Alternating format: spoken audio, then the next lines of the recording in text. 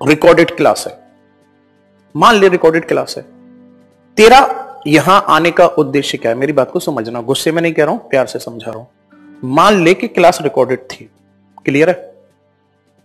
Batch लिया तूने पढ़ने के लिए था, इस वाले बैच में अभी आया तू, क्लास बंद करना भी 2 मिनट में, बैच में अभी आया तू पढ़ने के लिए, ठीक है? और मैं पढ़ा भी रहा हूं और नया टॉपिक पढ़ा रहा हूं, नई चीज पढ़ा रहा हूं, तो इस बात का मतलब क्या बनता है कि क्लास रिकॉर्डेड है या लाइव है और 20 कमेंट करने का? क्यों भाई? एक बार ये तो सोच के देख, तेरा काम क्या था? पढ़ने का। भाई मैं पढ़ाई करूंगा, सिलेक्शन लेना है मुझे। मान ले कि रिकॉर्डेड क्लास है और नया टॉपिक है, जो टॉपिक नहीं पढ़ाया वो टॉपिक है, तो फिर क्या सेंस निकलता है इस बात का कि भाई लाइव है या नहीं है? आप खुद अपना टाइम खराब कर रहे हो ना। जो दिमाग तुम्हें लगाना चाहिए टॉपिक को समझने में, उसकी जगह अपने दिमाग कहां लगाया कि क्लास लाइव है या रिकॉर्डेड है, तो गलत बात है ना। और तीसरी सबसे बड़ी बात, आप में से काफी स्टूडेंट ऐसे हैं, ये टॉपिक ऐसा हो गया, वो टॉपिक वैसा हो गया, पीडीएफ कब मिलेगी, सिलेबस कब खत्म होगा, ये है वो है। आप सभी का कहना पता है कब अच्छा लगता है ये?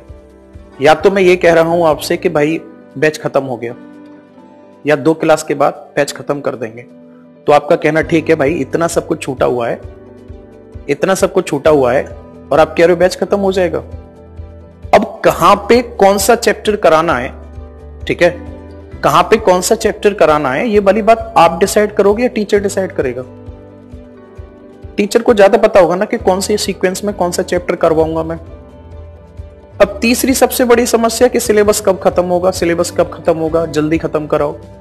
ठीक है, मान लिया सिलेबस जल्दी खत्म करा दूं, टॉपिक छोड़ दूं, नुकसान किसका होगा, मेरा या आपका? फिर आप दोबारा नया बैच लेना, उसमें भी फिर ऐसा ही होगा, फिर आप तीसरा बैच लेना, बैच ही लेते रह जाना। फिर हमेशा एक बात याद रखो, एक बार करो और इतना बेहतर करो, नोट्स वगैरह प्रॉपर बनाओ, दोबारा बार बार करने की जरूरत ना पड़े। मैं जब भी गुस्सा करता हूं, गुस्सा करने के पीछे एक ही कारण होता है, कहीं ना कहीं आप अपना टाइम खराब कर रहे हो, और उस बात को लेकर फिर मेरा दिमाग खराब होता है कि भाई आप पढ़ने के लिए आए हो तो पढ़ो ना, क्यों फालतू में सोचना पीडीएफ का क्या, पीडीएफ मिलेगी या नहीं मिलेगी। जान खा के रख दी इस पीडीएफ ने भाई साहब। बैच शुरू होगा उस दिन पीडीएफ, और जिस दिन एंड होगा उस दिन भी पीडीएफ ही चलेगी। जब मैं बोल के लिखा रहा हूं तो पीडीएफ का करोगे क्या? मैं कभी इस चीज पे ध्यान ही नहीं देता कि पीडीएफ है या नहीं है, और या कभी आज तक मैंने ये कहा हो कि ये वाला टॉपिक पीडीएफ से पढ़ लो, मैं दिमाग ही नहीं लगाता उस पर, क्योंकि मेरी रेस्पॉन्सिबिलिटी है क्लास में खड़े होकर टॉपिक को समझाना और फिर उसको लिखाना। तो मैं क्यों सोचूं उसके बारे में, पीडीएफ के बारे में कि पीडीएफ में ये हो गया वो हो गया। तो मैं आप लोगों को फिर समझा रहा हूं कि आप पढ़ने पे फोकस, भाई जो आप जिस उद्देश्य के लिए आ रहे हो ना, वो उद्देश्य पूरा हो रहा है या नहीं, और वहीं तक आप अगर अपना दिमाग चलाओगे तो बहुत अच्छा लगेगा। जैसे आज वो क्या नाम है, कौन था वो, राहुल कुशवा था, बार बार कमेंट कर रहा था कि आपने ये डिस्कस नहीं किया, वो डिस्कस नहीं किया। मैंने प्यार से समझा, वो समझ ही नहीं आ रहा, अगर समझ ही नहीं रहा बात को। और एक तो होता है कि कहना, बोले सर आपने ये टॉपिक नहीं कराया, इसको और करा देना, ये भी तरीका है। और एक तरीका ये कि आपने ये भी नहीं कराया, ये भी नहीं कराएगा, ऐसा लगता है जैसे एलिगेशन लगाए जा रहे हैं।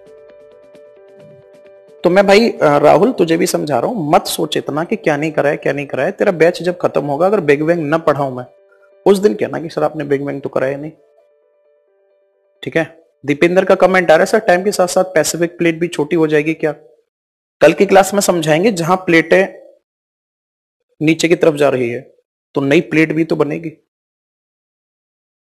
तो ये एक सर्कुलेशन में होता है।